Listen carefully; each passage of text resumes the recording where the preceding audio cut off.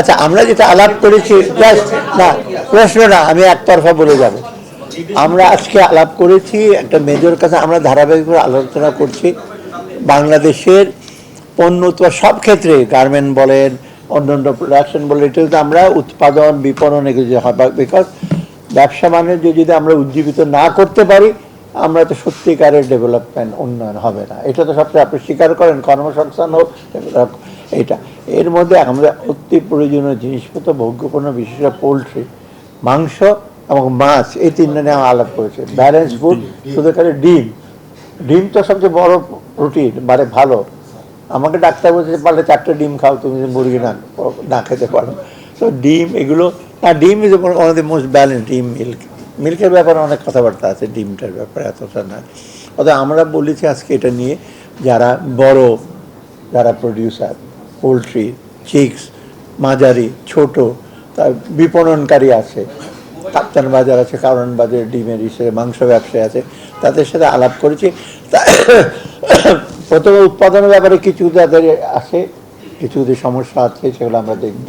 তবু বলেছি উৎপাদন যাই, এখন আপাতত চেষ্টা করুন উৎপাদন বাড়াতে, আবার বিপণনের জন্য বাজারের জন্য যায়, এবং বিপণনের ক্ষেত্রে মিডলম্যান আছে, অনেক কিছু আছে, সেটা আলাপ করে সেটা কমানো যায়। আর ভোক্তা অধিকার আছে, তারপর আমার কম্পিটিশন কমিশনে তারা এগুলো মনিটর করবেন ঠিকভাবে। মোট কথা, প্রোডাকশন মার্কেটিংয়ের যে কস্ট, বাজার আর ভোক্তার কাছে বিরাট ব্যবধান থাকতে পারবে না।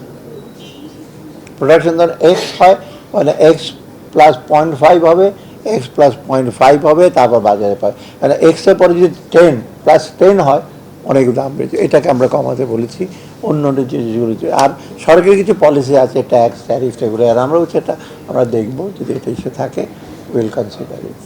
মানুষ তো চেষ্টা করে বেশি লাভ করতে, সিন্ডিকেট করতে, বাট এখন হয়তোবা আমাদের দৃষ্টি আড়ালে চলে গেছে। ওই আছে না, আমরা সাধারণত বলতে পিছলে যায় না, আমাদের পরে তো ইল মাছ ধরতে পারবো না সহজে, তা অনেকে ইল মাছের মতো আছে তো, তাই না, পিছলে যাচ্ছে কোনো কারণে।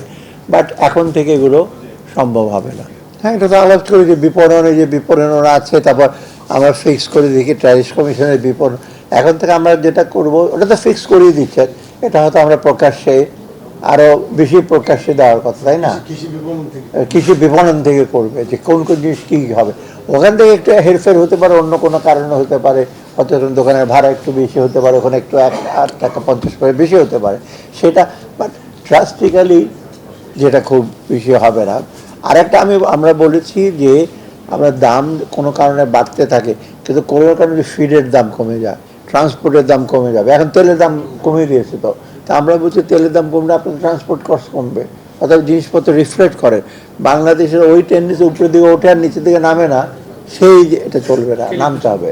হ্যাঁ, আমি ক্যালিব্রেশনের কথা বলি ইংরেজিতে, বাংলাটা আমি বলতে পারলাম না। ক্যালিব্রেশন মানে জিনিসপত্রের দাম একেবারে খুব খারাপ বা হতাশাব্যঞ্জক না। আমরা যেটা করছি, এটা আপনারা এতদিনের জিনিস, এটা আগেই বললাম, বাংলাদেশ কোনো জিনিস বাড়লে ওটাতে কমানোর অনেকগুলো ফ্যাক্টর থাকে। তো এটা শুধু উৎপাদন খরচ না, অনেক রকম নেক্সাস যেটা সম্পর্ক, এটার সাথে এটার ইস্যু থাকে, ওগুলোতে একটু সময় লাগে। তবে খুব খারাপ যে একেবারে তা না, যে হতাশায় কমে একদম লোকজন ইস্যু করতে পারছে না, সেটা আমি মনে করি না। আমরা মোটামুটি সন্তোষজনক অবস্থা আছে। এটা যেন আরও সন্তোষজনক বেটার হলো, আরও যেন সুখ হয়, লোকজন যেন আরও কমফোর্টেবল হয়, সেটা আমরা চেষ্টা করি। কিন্তু ওভারঅল বাংলাদেশের বাজার আমরা মনিটর করবো যে কমছে কি না, এবং আমরা সম্মিলিতভাবে আমরা তখন যথাযথ ব্যবস্থা নেব। ধরে না কোয়ার্সিভ না,